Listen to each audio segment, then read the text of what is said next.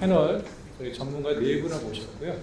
네 분이 아마 이제 비전과 저희 현실을 이어주는 사다리 역할을 해주시지 않을까 기대를 가져봅니다. 사실은 저희가 요 앞에 의자를 쭉 놓고서 해야 되는데요. 시간도 없고 저희가 6시부터 식사를 하셔야 되기 때문에 죄송합니다만 발제자분들이 전부 다 발표 자료를 PPT로 준비하셨거든요. 한 분씩 저기 나오셔서 7분 이내에 핵심 사항으로 패널 토론 부탁드립니다. 가나다 순으로 해서 저희가 네 분을 모셨으니까요. 먼저 백선재 한국환경공단 물환경본부장님의 패널 토론 듣도록 하겠습니다. 예, 환영의 박수 부탁드립니다.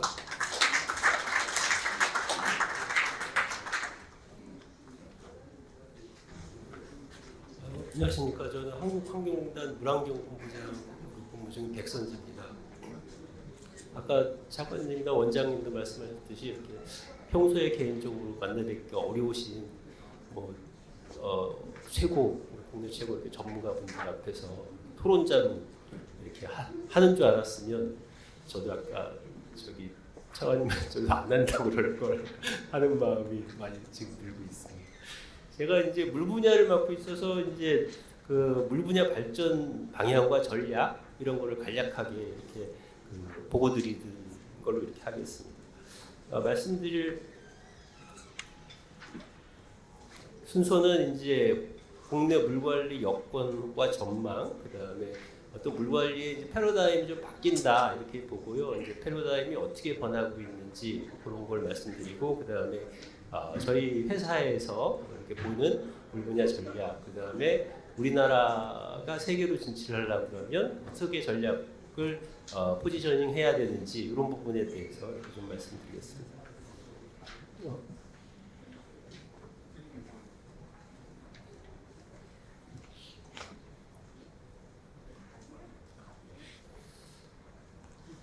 아까 앞에서도 이제 말씀드린 내용인데, 이제 그 환경 산업은 이거보다 한 4배 정도 이렇게 이제 큰 걸로 이렇게 보통 이제 통계가 잡히고 있는데요. GWI 다 아시겠지만 이런 데에서는 이제 글로벌 물시장 규모가 한 1000조 이렇게 원입니다. 이 정도로 이렇게 전망하고 있고요. 이 중에서 이제 물시장은 이제 지속적으로 매년 한 3.4% 정도로 2024년도까지 이렇게 지속적으로 이렇게 성장할 걸로 이렇게 예상하고 있습니다. 특히 이제 학폐수 분야가 이제 민간 부분이 확대되고 산업이 지속적으로 발달하고 개도기 발전함으로 인해서 포지션이 점차 이렇게 늘어나는 걸로 이렇게 지금 예상하고 있고요. 상수도 분야는 상대적으로 이제 공적 분야에서 이제 관리하는 이런 나라들이 대부분이기 때문에 성장성이 좀 한계에 좀 정체되어 있다 이렇게 지금 보고 있습니다. 나머지 이제 담수화라든가 수자원 이런 부분은 이제 상대적으로 조금 이렇게 포션이 적은 부분이고요. 2020년 기준으로는 이제 하수도 시장이 약 55%, 이제 2024년대에는 전 세계적으로 한 56% 정도 이렇게 늘어날 거다 이렇게 예상하고 있고, 반면에 이제 상수도 시장은 39%에서 한 1% 정도 이렇게 떨어질 걸로 이렇게 보통 전망하고 있습니다. 국내는 이제 아까 그 교수님께서도 말씀하셨다시피 이제 그 전체 환경 산업에서 이제 물 산업이 차지하는 포션이 한 26% 정도 됩니다. 국내는 이제 그 폐기물 자원 쪽이 이렇게 30% 차지해서 가장 많은 포션을 차지하는 걸로는 이제 통계상으로 잡히고 있는데, 이게 이제 생산자 책임이라든가 에너지 세이빙이라든가 이런 부분이 포함되어 있기 때문에 실제 이제 우리가 얘기하는 재래 환경 산업에서 차지하는 포션은 물 산업이 가장 크다고 이렇게 이제 보시면 될 것 같고요.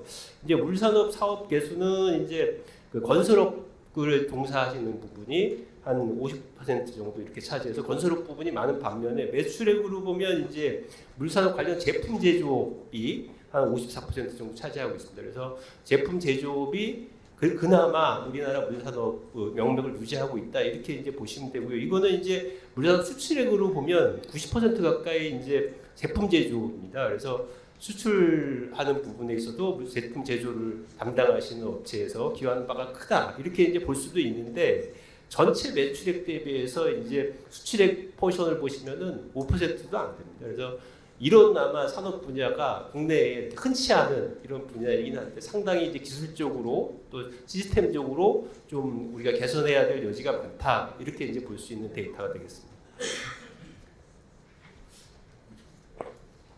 시장 현황은 이제 말씀드린 대로 그렇고요. 그다음에 이제 앞으로 이제 물산업이 기존 재래 물산업과 이제 이거는 이제 우리가 이제 좀 이제 논의를 두고 향후에 어떤 물산업 분야에 우리가 집중해야 되는가 이런 거를 한번 제가 한번 고민을 해봤습니다. 조금 그런데 아시다시피 이제 그 전 지구적으로 이제 기후 변화에서 기상 이변, 강우 집중 이런 거가 상당히 심각하지 않습니까? 그래서 그런 부분에 있어서 이제 홍수라든가 가뭄 대응에 대한 취약성이 우리나라뿐만 아니라 전 세계적으로 굉장히 취약해지고 있습니다. 그래서 이런 부분에 대한 대응이 필요하다. 그다음에 이제 지난 그 60년 동안 세계 경제구가 GDP가 한 40%, 30배 정도 이렇게 이제 급격하게 폭발을 했고요. 그다음에 물 수요량도 한 40년 동안 4배 이상 이렇게 이제 증가했고 이게 개도국이 점점 산업 발전이 되고 그러니까 이제 산업 폐수 처리라든가 재이용이라든가 용수라든가 이런 부분에 급격하게 시장 수요가 이렇게 늘어날 걸로 이게 이제 아까 말씀드린 이제 물산업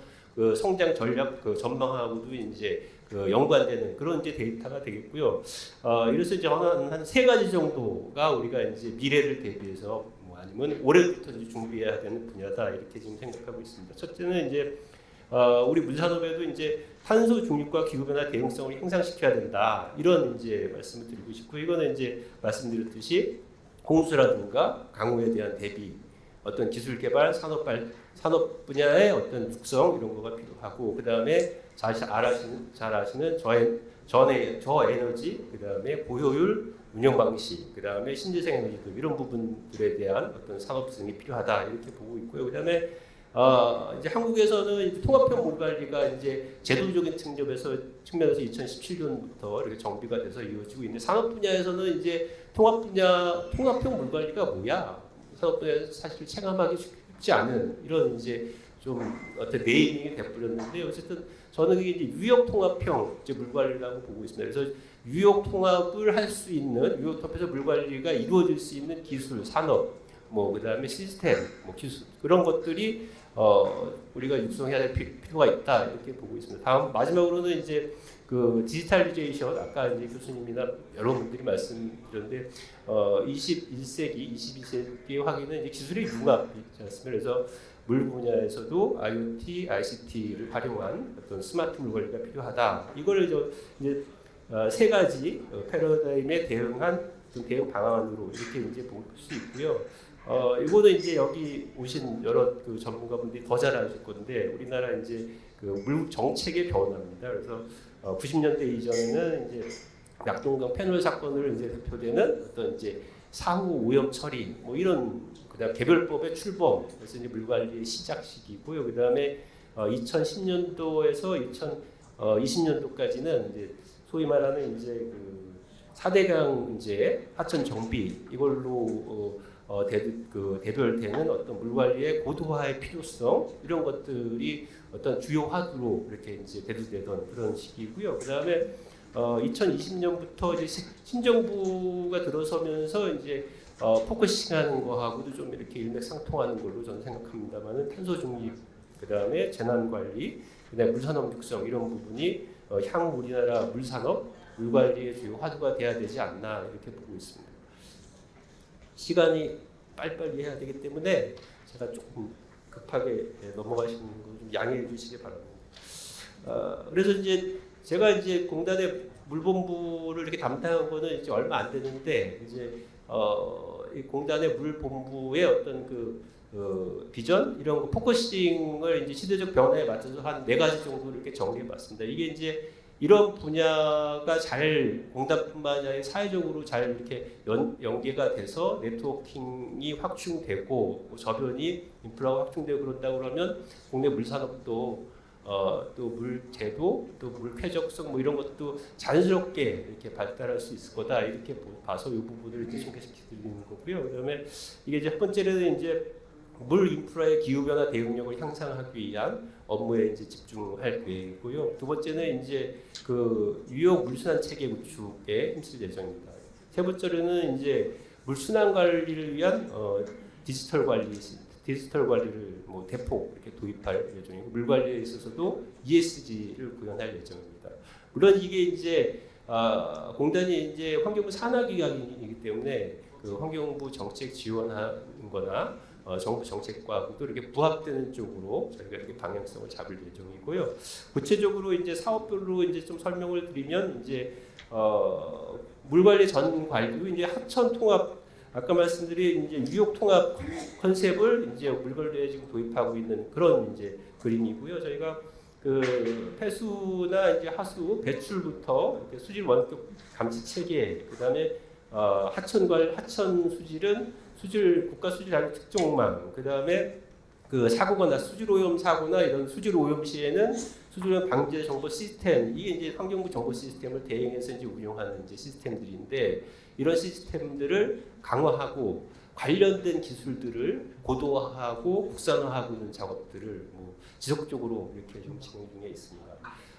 다음은 이제 그 스마트 물 관리를 위해서는 이제 소위 말하는 스마트 물 인프라입니다. 이제 하수도를 이제 예시로 이제 말씀드리면은 이제 그 예를 하수도에 유입되는 그 오염원부터 이제 컨트롤해서 오염원에 의해서 하수 처리장이 설계되고 운영되는 어떤 시스템을 구축할 예정이고요. 그럼 그 주요 이제 핵심 사항으로 보면 이제 ICT 기반의 도시 침수 체계의 부파 기반과 그다음에 그 국내 이제 대도시 도심 지역에서 발생하는 악취 민원의 90% 이상이 하수 기원입니다. 그래서 이제 하수 관리, 하수로부터 발생하는 악취 관리하는 시스템을 구축하는 거고, 그다음에 DB 기반의 하수도 스마트 자산 관리.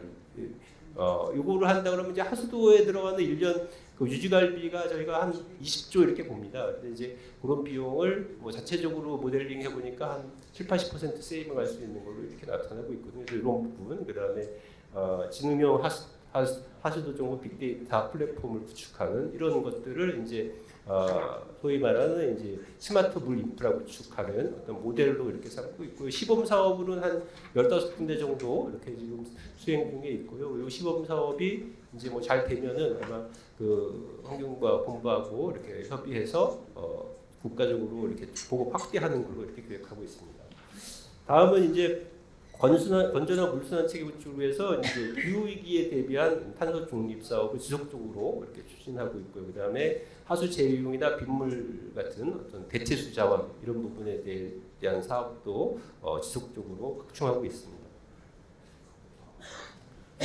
또 이제 그 물산업 육성 강화를 위해서는 이제 물산업 지원이라든가 특히 이제 노후화되고 불합리하게 설치되고 운영되고 있는 시설들을 대대적으로 현대화하는 이런 계획들을 수립하고 있고요. 그다음에 이제 통합 바이오가스라든가 이런 이제 물 환경 사업에 대한 저변을 확대하는 사업도 여러 시범 사업을 통해서 이렇게 수행하고 있습니다. 이런 어떤 그 공단의 어떤 사업들이 이제 국가 물산업 경쟁력이 제고되는데 이렇게 좀 기여가 될 수 있을 것으로 이렇게 기대하고 있는데요. 요거는 이제 그 2021년도 환경부 보고서입니다. 이제 국내 물 기술이 이제 최고 수준, 뭐 미국이라고 해서 뭐 이렇게 최고 수준이라고 이렇게 생각하지는 않습니다만은 어쨌든 미국에서 대비해서 기자재하고 처리 공법 분야에 아까 우리나라가 미국 수준이 한 70%, 그다음에 신종 오염물질 관리에서는 한 67% 정도 수준에 머물러 있는 걸로 이렇게 지금 평가되고 있고요. 그래서 관련 요소 기술들을 이제 좀 우리가 개발하고 관련 사업들을 확충해야 되겠다 이런 말씀을 드리고 싶습니다.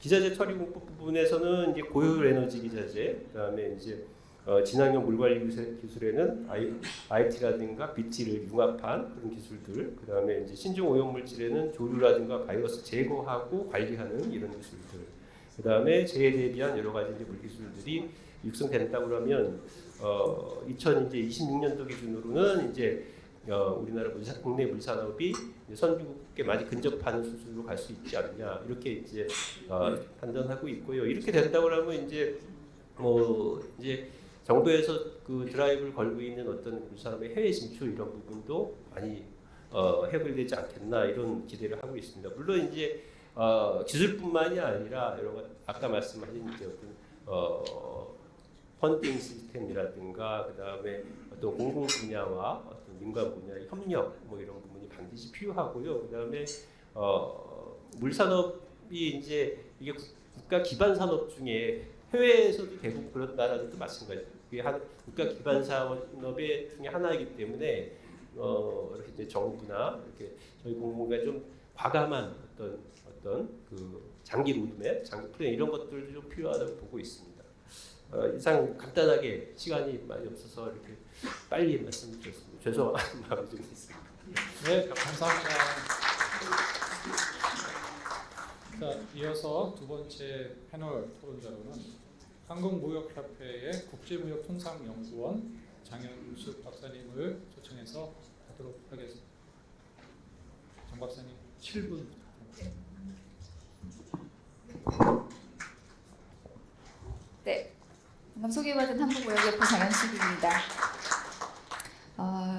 환경산업 특성과 과제에 대해서 이렇게 전망하신 분들 앞에서 발표할 수 있게 이런 기회를 주셔서 네, 감사의 말씀부터 먼저 드리고 네, 말씀을 드리도록 하겠습니다.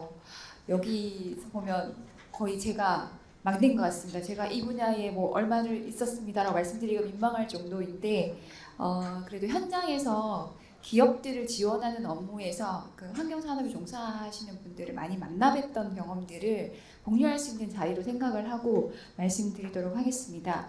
환경산업의 특성은 앞에서 강희찬 교수님께서 잘 정리를 해주셨어요. 그 특징들을. 그래서 그리고 여기에서 경험하시면서 다들 알고 계시겠지만 저는 약간 다른 관점으로 한번 요거는 포인트를 넘고 요 슬라이드를 넘기겠습니다. 공공재적인 거고 그리고 복합적인 거고 인위적으로 구제로 해서 시장이 창출되고 이런 것들 다 이해를 하는데요. 그래도 환경산업법에도 있고 저탄소 녹색성장 법에서도 그 산업을 범위를 정의를 해놓고 있죠. 자, 그러면 제가 여쭙겠습니다. 철강산업은 환경산업이 아닌가요? 대표적으로 네. 철강산업은 아무데도 정의되어 있지 않습니다. 환경산업 아닌가요? IT 산업은 환경산업 아닌가요? 자, 철강산업 지금 수소환원 제철 하려고 지금 열심히 노력 중이거든요. 수소환원 제철은 환경기술이 아닐까요? 자, IT 기술 적용하면 에너지 절감됩니다. 그렇잖아요. IT 기술은 IT 산업은 환경산업이 아닐까요? 네, 조금 더 넓힐 수 있는 계기가 더 필요하다고 저는 생각합니다. 사실. 네, 맞습니다. 그래서 사실은 전 산업에서 에너지 절감 노력들, 에너지 절감 기술들이 필요하고 환경 관련 기술, 친환경 기술들이 다 접목이 되는 것들이 필요한 시대입니다. 지금은 이제는 시대가 오는 게 아니라 이미 왔다라고 저는 생각을 하고 있고요. 그래서 전 산업이 이제는 환경화되어야 되고 환경 산업이 되어야지만 된다라고 생각을 하고 있기 때문에 네, 이전에 봤던 좁은 의미의 환경 산업에 대한 저는 이제는 그거는 이제 넘어서야 된다라는 것을 강조를 드리고 싶습니다. 그런 여러 가지임에도 불구하고 사실 모든 게 환경 산업이긴 하지만 이거는 던질 수 없는 규제로 인해서 만들어지는 산업 분야라는 것들은 어느 산업이든지 간에 그거는 필수적으로 들어가는 부분인 것 같긴 합니다. 네, 그것이 접목이 되고 필요성이 이루어지려면 어쨌든 시작은 규제로 시작이 되는 것 같거든요. 자, 그러면 우리나라에 정말로 많은 기업들이 이렇게 얘기합니다. 정말 우리나라 환경 규제는 세계 최고다라고 얘기를 하고 계시거든요. 현장에 있는 기업에 계신 분들은. 그러면 그렇게 많은 규제들을 우리나라 기업들이 열심히 지켜가면서 공장들을 운영을 하고 계신데 그럼 그만큼 그 규제가 환경 산업으로 이어졌나? 라고 되짚어 보게 되면 사실 가슴 아픈 일이고 속상한 일이긴 하지만 좀 그러지 못했다. 저는 이렇게 생각을 합니다. 왜냐? 처음에 환경부가 출발했던 많은 규제들의 시작은 사실은 환경산업을 키우기 위한 것들을 고려하고 만든 규제는 솔직히 아니지 않습니까?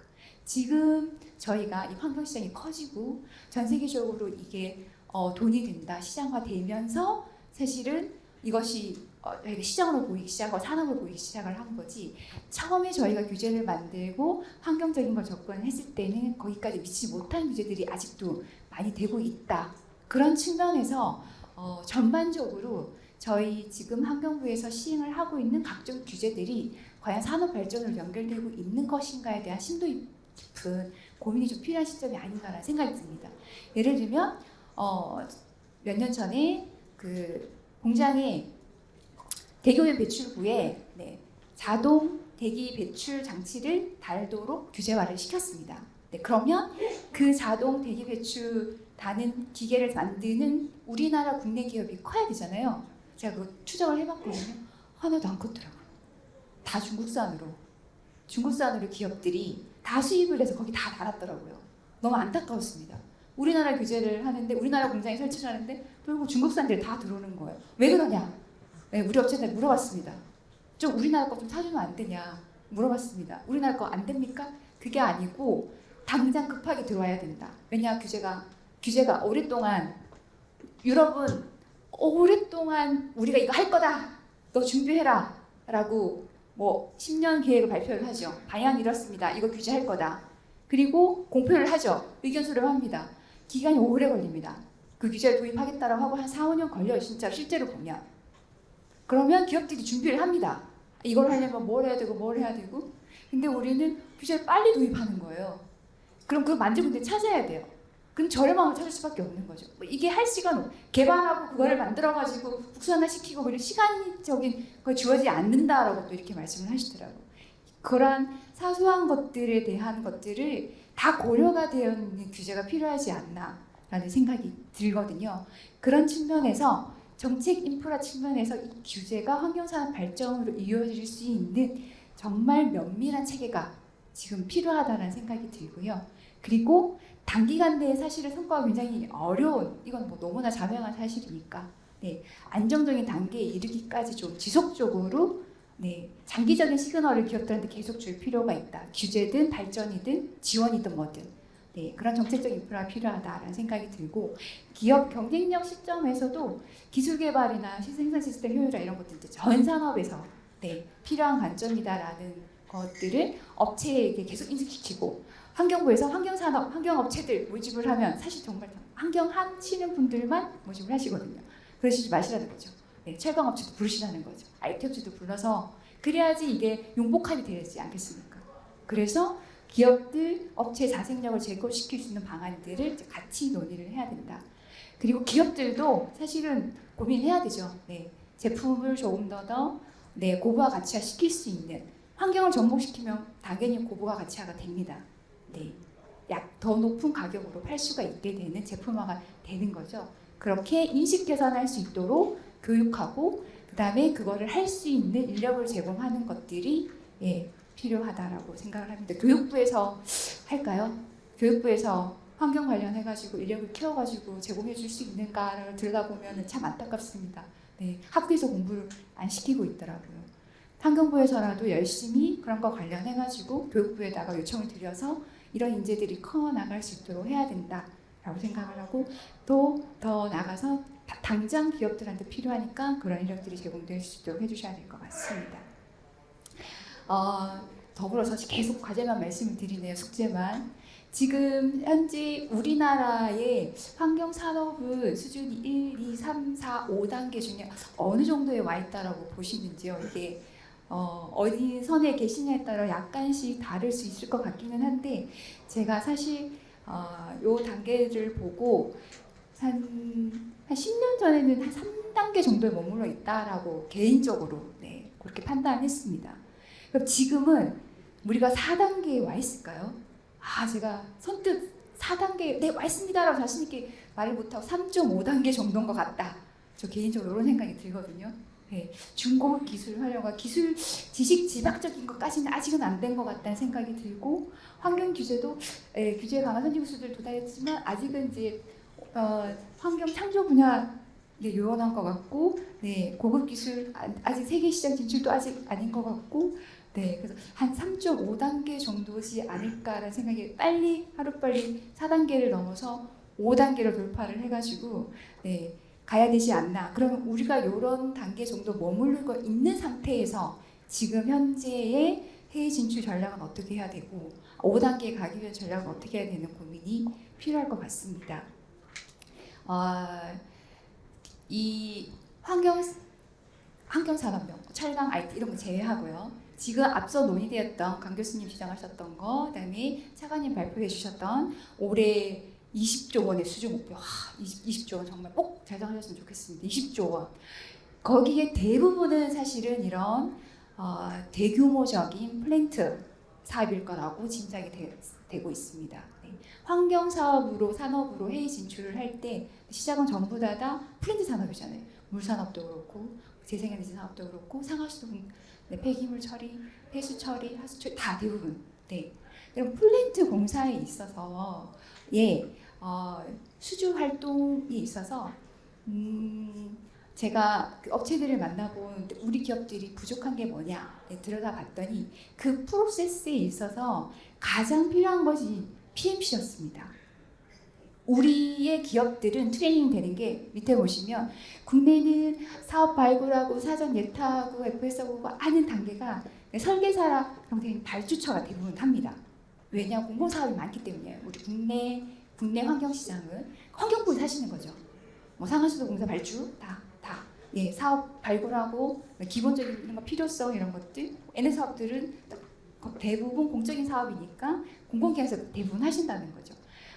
그것해야 이제 설계사에서 상의를 하셔가지고 진행을 하시는 정도 그렇게 진행이 되는데 특징적인 게 해외 특히 선진국일수록 PMC가 한다는 거죠. PMC가 뭐냐? 네, 프로젝트를 매니저하는 그런 전문 기업이 있습니다. 그 기업들이 이렇게 제안을 합니다. 가서 너희 이거 필요하다. 예를 들면 가나에 가서 너 여기 지역을 갔더니 너희는 상수가 너무 부족하다. 상수도 공사가 필요하다.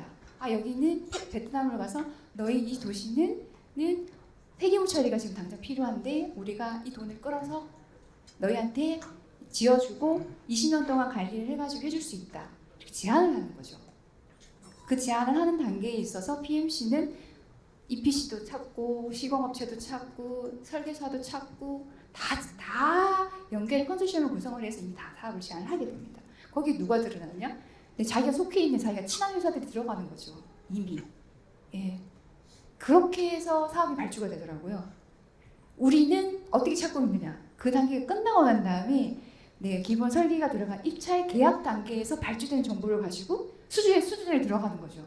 그 전에 이미 PMC에서 수익성이 많이 나는 사업들은 친한 기업들한테 전부 다 넘어가고 열심히 일은 많이 하고 품은 들어가지만 수익은 조금 남는 한 3% 정도밖에 남지 않는 그런 EPC 사업만 우리가 수주해서 온다는 건 거죠. 겨우겨우 몇 개들만. 네. 그래서 그럼 PMC 우리 못합니까? 우리도 PMC 기업 키우죠? 제가 이렇게 물어봤더니 못 키우는 이유가 금융을 끌어올 수 있는 실력이 있는 사람이 없다는 거죠. 금융 정보가 없다는 거예요. 돈을 끌어와야 그런 것들을 아우를 수 있는 것들을 할 수 있는데 아까 강희찬 교수님도 금융이 중요하다고 말씀을 하셨잖아요. 금융 전문가가 없다는 거예요. 그걸 할 수 있는. 네. 금융도 알아야 되지만 환경도 알아야 되고 플랜트도 알아야 되고 이런 것들을 다 돌아갈 수 있는 것들을 할 수 있는 올가나이즈 할 수 있는 회사가 우리 그럼 빨리 키워야 된다라는 생각을 했습니다. 네. 그래서 이 슬라이드는 지금 현재 시장에서 돌아가는 사항들을 말씀드렸던 거고요. 이런 프로젝트 매니저의 아까 말씀드린 것처럼 우리는 막 환경 전문가만 생각을 하거든요. 근데 이 환경 사업의 해외 진출에 정말로 수주가 활성화되고 우리 걸 이렇게 되고자 한다면 환경 전문가 외에 사회 전문가, 조달 전문가, 금융 전문가, 기관 전문가 다 필요하다는 거죠. 전문가들이 굉장히 많이 필요합니다. 이런 설계 사업을 할 때에 발주처가 요구하는 서류들에 어떤 전문가까지 필요하냐 하면요. 너희는 젠더를 얼마나 고용을 하고 있느냐. 일단 이런 것까지 써야 됩니다. 네. 그래서 엔지니어링 업체에 계신 분들께서 그런 것까지 우리가 다 해야 되는데 사실 우리 사회에서 그런 사람을 찾기가 굉장히 힘들다. 이렇게 말씀을 하시거든요. 그래서 앞서 말씀드린 것처럼 교육까지 필요하다고 말씀드렸던 거고요. 앞서서 공공기관 주도로 열심히 이제 환경부에서 20조 원 수주를 하겠다라고 말씀을 드려서 제가 그 슬라이드를 보고 그런 것들을 진출하실 때 우리 기업들이 이런 파트별로 필요한 것들이 있으니 이거를 참조하셔서 좀 진행하셨으면 좋겠다는 생각으로 슬라이드를 만들었습니다. 지금 현재는 공개된 정보 입수에 의존해가지고 발주를 노력하고 있는 정도인데 그게 아니라 그 전에 이미 공개된 거는 이미 정말 수익성이 떨어지는 몇몇 사업들만 정말로 찌끄레기들만 있는 거고 거고, 알짜배기 사업들은 공개되기 전에 이미 사전에 들어와서 다 MOU하고 협약해서 다 진행되는, 사장님께서 우즈베카스를 하셨다는 사업들이 대표적인 거죠. 이게 발주되는 단계에서는 이미 그 전에 다 끝난 거죠. 사실 그 전에 이미 다 얘기를 다 하고 오신 거잖아요. 그렇게 많은 사업들이 진행이 되고 있다라고 말씀드릴 수 있고요. 그리고 지금 현재 그 사업 타당성 조사를 지원하는 사업들이 상경부에서 조금 진행을 하고 있습니다. 예, 지원을 해서 업체들이 사업 타당성 단계에서 거기에 가가지고 정부 지원을 예산을 받아서 타당성을 하는 지원 사업들이 있는데, 이것도 초기 사업 타당성 자금 회수 단계까지 조금 더 일괄된 금융 시스템 지원이 같이 들어가야지 네, 자금 확보 애로를 기업들이 덜 수 있다라고 보시면 되고, 그리고 해외 네트워크 관련해서 지원이 필요하고, 선진국 시장 말씀드린 것처럼 트랙 레코드가 중요하니까 사업 자체가 원천적으로 봉쇄되는 경우가 많아서 이 트랙 레코드를 쌓기 위한 다양한 지원 사업들이 먼저 이루어져야 된다라고 말씀드릴 수 있겠습니다. 근데 그 전에 앞서서 환경산업 현황을 보셨던 것처럼 우리 기업들의 기술 수준이 아직까지는 트랙 레코드를 쌓기 위한 기업들이 진짜 수가 몇 개 안 될 정도로 96% 정도가 다 중소기업이고, 그것도 10인 이하의 열악한 기업들이 많아서요. 큰 중소기업 기술 개발한 이게 병행이 되어야 사실은 그것도 가능하다라고 말씀드릴 수 있겠죠. 그 사례로 제가 지금 일본의 제오텍이라는 이 기업 갖고 온 이유가 78년도에 설립되어 있는 중소기업입니다. 네, 중소기업 대표적으로 그 폐유를 처리하는 액상의 오염물질을 사후 처리하는 그런 작은 업체였는데, 이 업체가 활로를 찾으면서 이거를 개발했습니다. 이 트럭이 뭐냐면요, 어디든 가서 현장에 가서 정화를 할 수 있는 걸 만든 거죠. 손쉽게. 자, 그러면 보통은 처리를 하려면 우리는 그 공장에다 처리 시설을 설치를 하는 거잖아요. 네, 대대적인 공사를 들여가지고 설치하는 것만 생각을 해서 공사비를 잡고 그다음 설치하는 동안 시설을 멈추고 그런 과정을 거쳐야 되는데, 아이디어를 착안을 한 거죠. 자기네 기술을 컴팩트화 시켜가지고 이 트럭화를 시켜서 어디든 가가지고 처리해서 바로 될 수 있도록, 그런 틈새 시장을 노려서 네, 수출에도 성공을 하고, 그리고 기업 매출도 증가하는 사례가 있습니다. 이렇게 기업도 뿐만 아니라 정부에서도 이런 것들이 활성화될 수 있는 지원책들을 마련한다면 조그마한 기업에서도 좀 가능성이 있지 않을까라는 생각에서 사례를 하나 들고왔고요. 우리나라 기업 사례입니다. 이거는 우리나라 기업 사례인데요. 한국 워터테크놀로지라고 이 기업이 탈수기 제조업체입니다. 이게 탈수기 장비거든요. 탈수기 제조업체인데, 이 탈수기로 중국 시장 매출액을 엄청나게 많이 올렸습니다. 네, 그래서 제가 가서 인터뷰를 했습니다.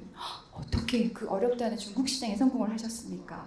여쭤봤더니 이분의 전략은 그거였습니다. 맞춤형 기술로 접근을 했다라고 하시더라고요. 우리나라도 환경 규제가 세서 탈수율을 할 때 우리나라도 3% 이하로 유지를 해야 됩니다. 그래야 그 폐기물을 처분할 수가 있어요. 규제가 강하거든요. 네. 선진국들도 그렇습니다. 그러니까 탈수기의 성능이 함수율이 슬러지가 돌 때 98%짜리를 3% 이하로 줄일 수 있는 탈수기여야 되거든요. 그 기술 갖고 있어요. 근데 중국에 갔더니 자기네들 그렇게 비싼 거 필요 없다는 거예요. 자기네들은 60%만 된다는 거예요.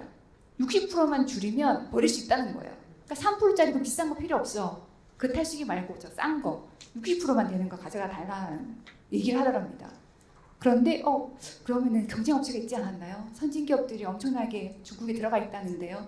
선진기업 이 기술 없답니다. 이미 수십 년 전에 탈수기를 만든 업체가 없는 거예요. 걔네들은 규제가 훨씬 더 빨리 들어왔기 때문에 이런 기술들이 다 소장되고 공장이 다 없는 겁니다. 그냥 탈수율이 높은 기기만 만든 업체가 있었던 거예요.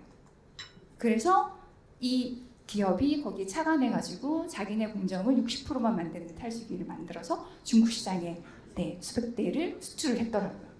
이런 형식으로 그 해당 시장에 따라서 맞춤형 기술들이 다 다를 수 있습니다. 네, 저희가 그런 틈새 시장을 노려서 기업들이 진출을 한다라고 하면 충분히 가능성이 있다. 제가 이런 것들을 보고서에 담아서 환경화하는 기업들한테 알리면서 이런 틈새 시장을 노리고 맞춤형의 기술 개발을 추진하십시오라고 말씀을 드렸거든요. 그런 방식들을 통해서 좀 더 많은 알짜 중소기업들이 성장을 해서 환경산업이 우리 한국 기업들이 삼성전자의 반도체와 같은 그런 우수한 기업들이 많이 나올 수 있기를 바라면서 발표를 마치도록 하겠습니다. 사실 저희가 패널 토론자분들이 다 나오셔서 해야 되는데 지금 보니까 한 분 한 분이 거의 발표 수준으로 지금 해주고 계십니다. 그것도 뭐 굉장히 좋은 시간인 것 같고요. 세 번째는 우리 한필관 교수님의 토론을 들어보도록 하겠습니다. 예. 환영의 박수 좀 부탁드립니다. 네, 안녕하세요. 저희가 앞에 유재철 차관님 그리고 강희 교수님 두 분 발제를 너무 잘 들었고요. 특히 차관님께서 직접 와서 발제를 해주셔서 너무 감사합니다. 그리고 두 분 토론자들 토론도 잘 들었습니다. 사실 저 경제학자고 강희찬 교수님도 경제학 교수인데 사실 경제학자들은 현장에 있는 사람이 아니기 때문에 현장의 감각을 잘 모르지만 그럼에도 불구하고 통계 자료가 잘 정비되어 있으면 현장에 가는 사람 못지않게 경우에 따라서 현장에 있는 사람보다 더 잘할 수도 있습니다. 그러나 환경산업 부분은 그런 식으로 통계 자료가 그렇게 잘 정비되어 있지는 않습니다. 물론 EBI 같은 유료 데이터나 아니면은 또 뭐 OECD EU 데이터를 잘 조합하고 뭐 굉장히 공을 들이면은 뭔가 그림을 그릴 수 있습니다. 제가 토론을 만들면서 사실 원래 그렇게 하려고 했는데 그렇게 하지는 못했고요. 제가 오늘은 그 환경산업 특히 현 정부에서 환경산업 수출 목표를 달성하면서 어떻게 효과적으로 할 수 있을까 하는 그런 전략적이고 목표 지향적인 얘기를 제가 현장 감각이 없어서 드리긴 힘들고요. 다만 환경 정책 측면에서 환경산업 진흥 정책을 어떻게 봐야 될까 하는 그런 것만 좀 소개를 드리도록 하겠습니다. 뭐 환경 정책이라는 게 환경 규제라든가 아니면 뭐 환경세라든가 보조금 또는 뭐 배수권 거래자 같은 게 있으면은 환경은 좋아지지만 경제는 나빠질 거다. 그러나 또 R&D도 되고 뭐 산업이 부글부글 할 수 있으니까 더 좋아질 수도 있지 않겠냐 하는 게 이제 녹색 성장이라는 아이디어라고 할 수 있는데 그렇게 그거를 달성하려면은 이와 같이 수요가 창출이 되는데 결국 환경 정책에 의해서 창출이 되는 거겠죠. 그래서 환경 산업이 성장이 되고 그다음에 R&D가 기타 지원이 있어서 하면 되는데 그게 그렇게 해서 사회 경제적으로 플러스가 되겠느냐? 녹색 성장이 과연 가능한가 해서 가능한지 안 가능한지 잘 모르겠고 그러나 수출을 많이 하면 될 거다. 이게 이제 2008년도 2009년도에 녹색 성장 MB 정부 때 나왔을 때 경제학 교수들이 낸 결론이거든요. 그러니까 환경 산업이라는 게 녹색 성장 달성하는데 요체고 그중에 특히 수출 시장은 더 그러하다라는 거죠. 그래서 지금 환경 산업 수출을 논하는 건 지극히 당연한 그 귀결이라고 할 수 있겠습니다. 근데 이제 환경 정책을 내수 위주로 볼 때 환경 정책은 안 하고 그러면 환경 산업 육성만 하면 어떻게 되겠느냐? 수요가 충분하지 않기 때문에 잘 안 될 것 같다라는 게 생각이고요. 그래서 이제 과반돼가지 않은 정책이 있을 수 있는데 규제는 나쁜 거니까 하지 말고 육성을 하자 좋은 거니까 그렇게 하게 되면 어떤 일이 생기냐 하면은 인기 없는 규제는 안 하고 지원 정책 보조금 이런 거에서 하면 되지 않겠느냐 환경산업 기술 같은 거에서 돈 많이 줘라면 환경도 개선되고 경제는 잘 되지 않을까라는 생각을 할 수 있겠지만은 우리 경제학 교수들이 일단 별로 그러지 않을 것 같다는 거예요.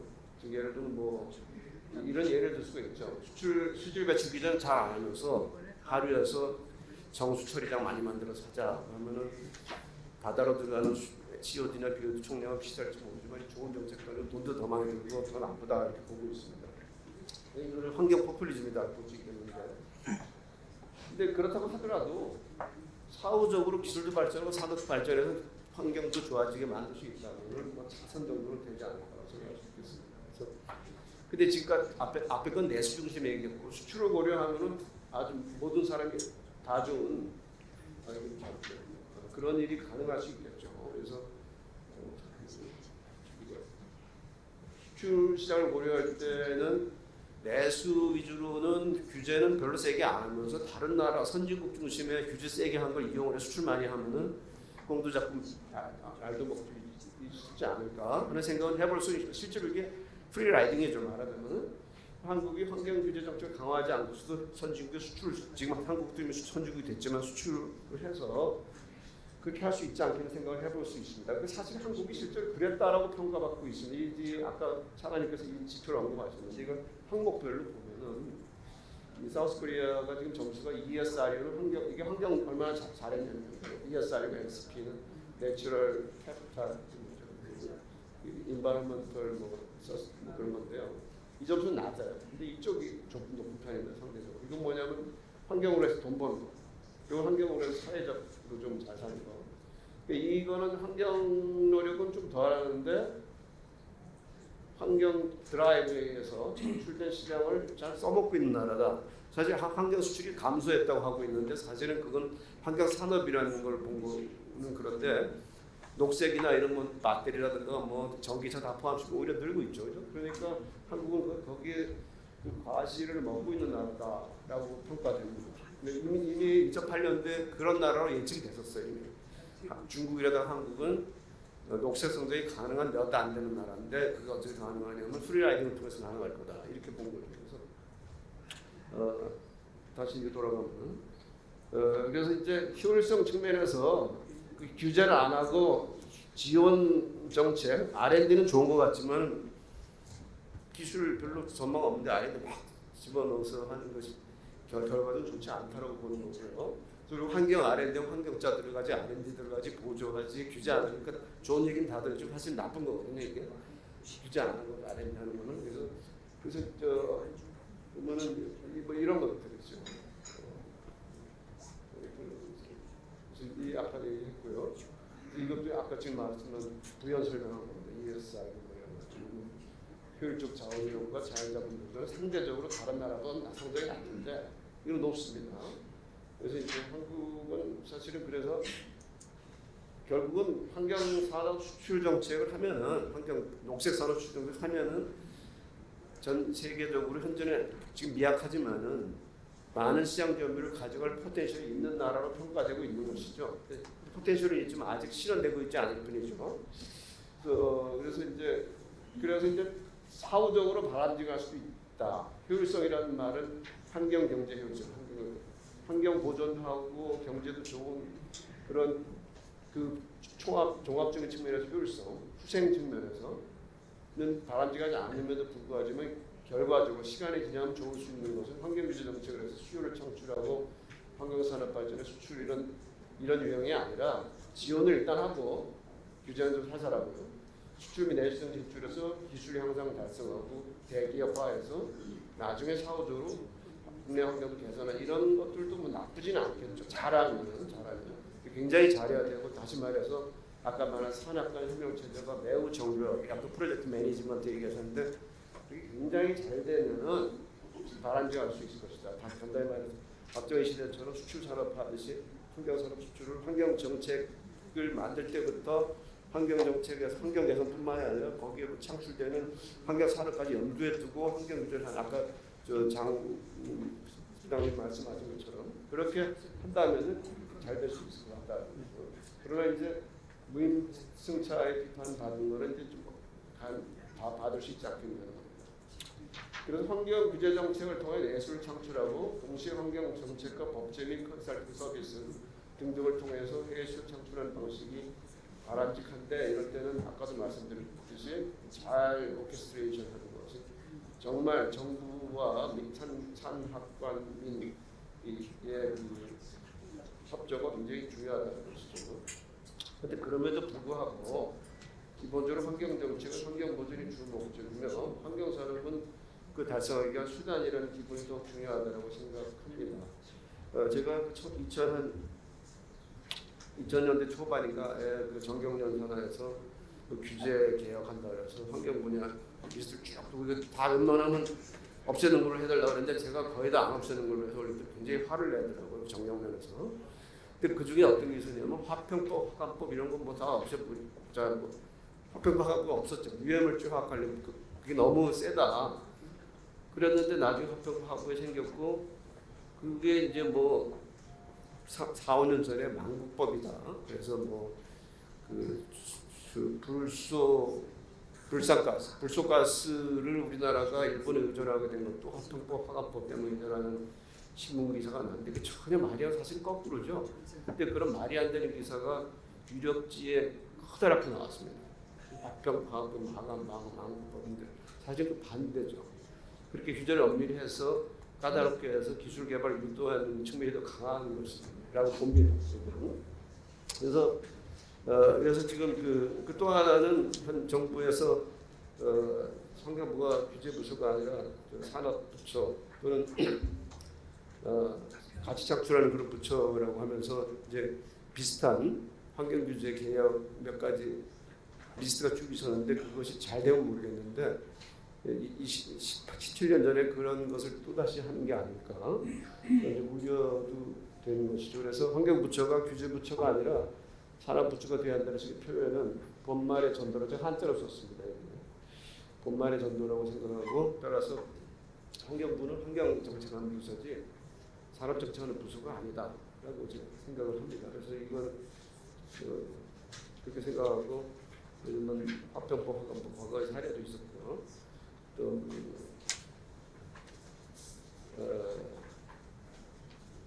결국은 환경정책을 기본으로 해서 해야 되지만은 그러나 환경산업 수출이라는 것은 내수나 국내 정책을 비켜갈 수 있는 거기 때문에 이제 만병통치약이 될 수 있다고 생각합니다. 그래서 환경산업 수출 또는 녹색 산업의 수출에 대해서 해외 시장을 잘 조사하고 연구해서 수출 20조 달성하는 것은 매우 바람직한 방향이라고 생각을 합니다만은 그러나 국내 정책과도 병행해야 되지 않겠냐 이렇게 생각합니다. 감사합니다.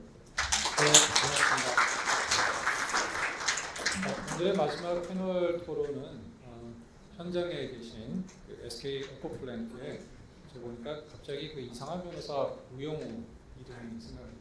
호재호 센터장님을 모시고 현장의 애로사항과 건의사항을 좀 들어보도록 하겠습니다.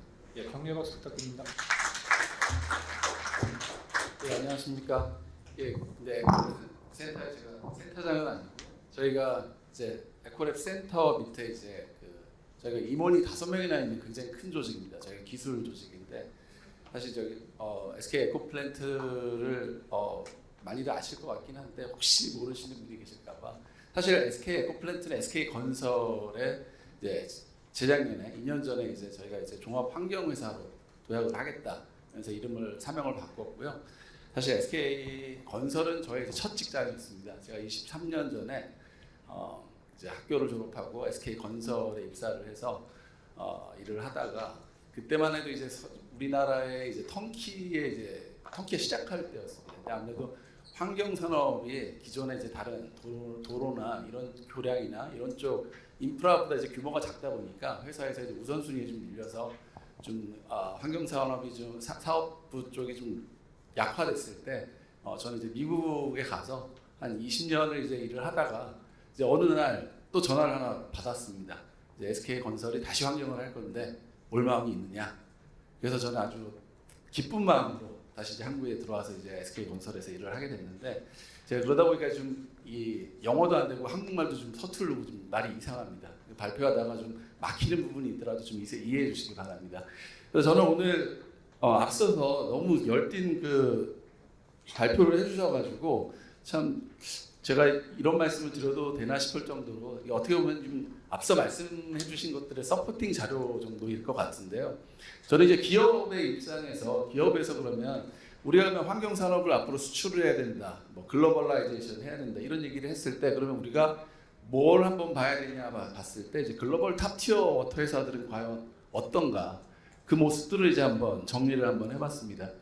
그래서 이제 글로벌 탑 50 회사 보면 뭐 다들 아시겠지만 이제 일단 비올리아들을 많이 생각하실 텐데 사실 이제 기업의 순위를 평가할 때 여러 가지가 있지만 이제 뭐 매출이 있을 수도 있고 영업이익이 있을 수도 있고 이제 기업 가치를 얘기하는 이제 에비타 멀티플 쪽이 있을 수 있는데 이제 비올리아 같은 경우는 모든 걸 다 하고 있다 보니까 또 이게 그 굉장히 이제 워터 쪽으로는 이제 세츄레이트된 머추어된 그 유럽을 기반으로 하다 보니까 이 에비타 멀티플이 상대적으로 좀 낮습니다. 다른 글로벌 회사들보다.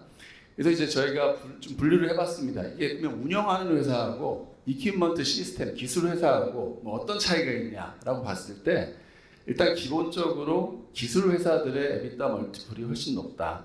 그 얘기는 무슨 얘기냐면 이 운영 회사라는 건 사실은 어떻게 보면 채권 장사랑 비슷한 거 아닙니까? 안정적인 운영을 통해서 수익을 만들어내는 건데 사실 이제 기술이라는 건 사실 장벽도 없고 기술의 개발은 인류가 가능한 계속 가야 되는 분야고 그러다 보니까 이런 에비타 멀티플에 있어서 이 시장성, 확장성 측면에서 봤을 때 당연히 운영을 하는 회사들보다 이런 기술 회사들의 에비타 멀티플이 높을 수밖에 없다라고 보입니다.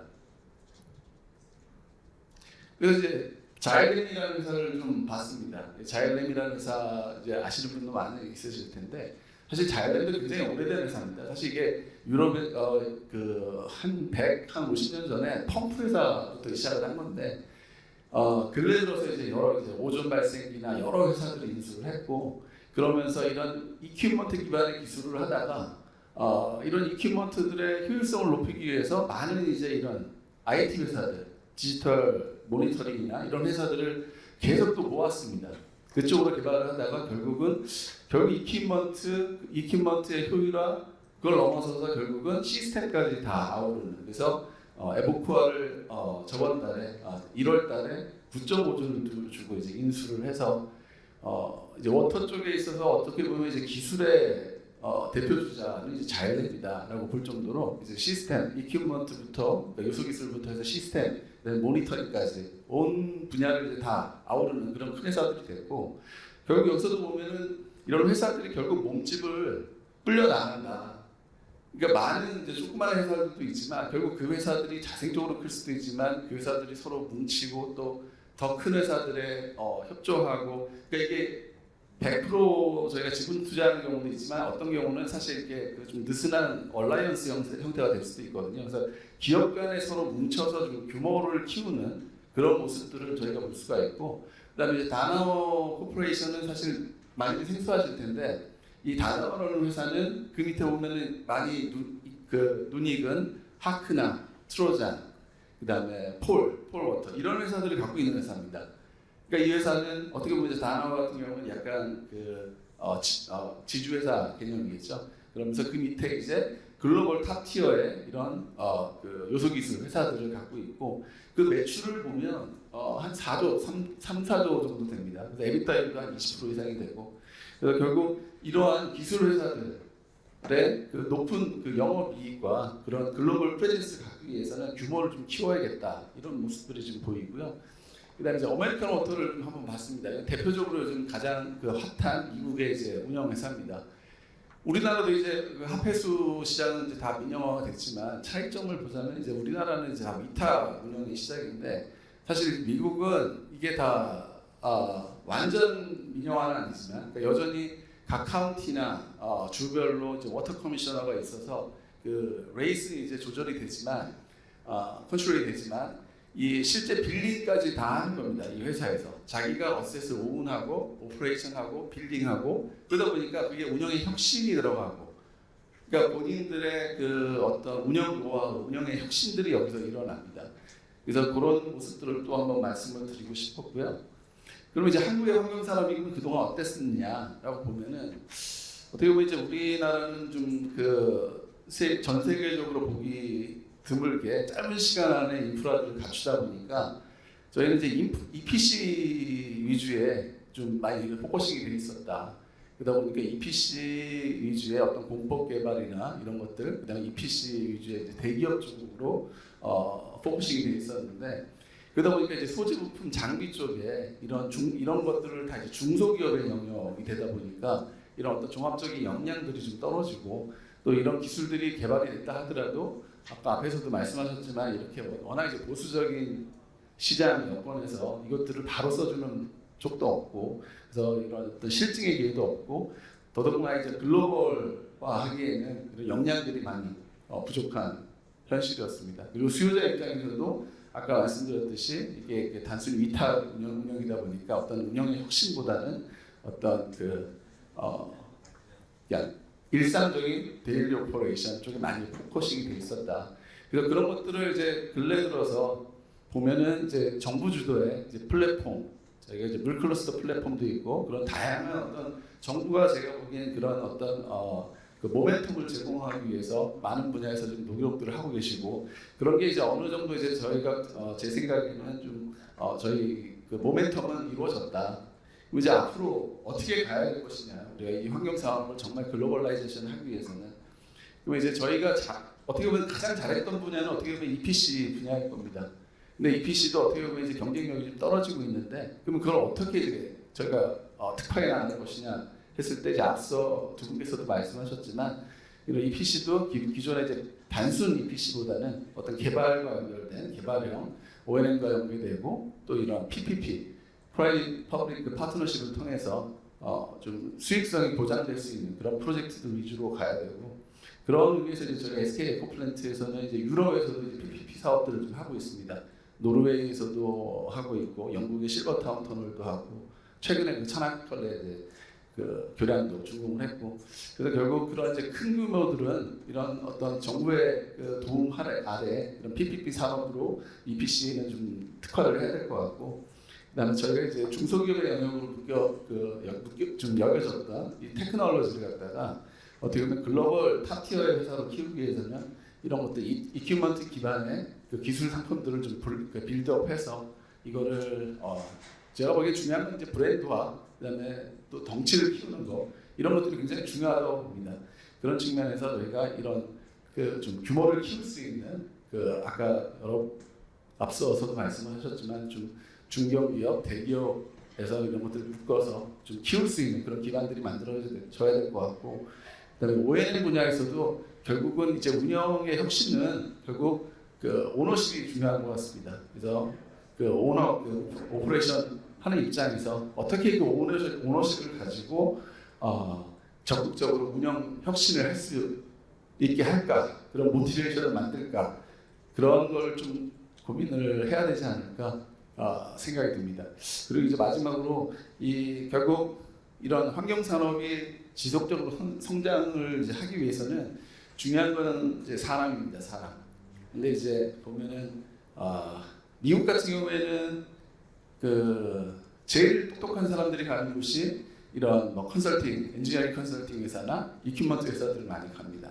근데 이제 우리나라는 보면 이제 똑똑하신 분들은 다 이제 그 공직 쪽으로 가시고 그리고 대기업 가시고 그리고 이제 뭐 전과에서 다른 과 가시고 그러다 보니까 사실 이런 인력에 대한 지속적인 어떤 그 고급 인력들의 유치를 위해서라도 이 그 환경 산업을 하고 있는 기업들의 덩치와 질적, 양적 어떤 성장이 좀 필요하다. 그러니까 결국 그런 선순환이 되지 않으면 결국은 인적 그 자원의 고갈로 인해서 성장에 좀 한계가 있을 수 있다. 그런 생각이 듭니다. 이상으로 마치겠습니다.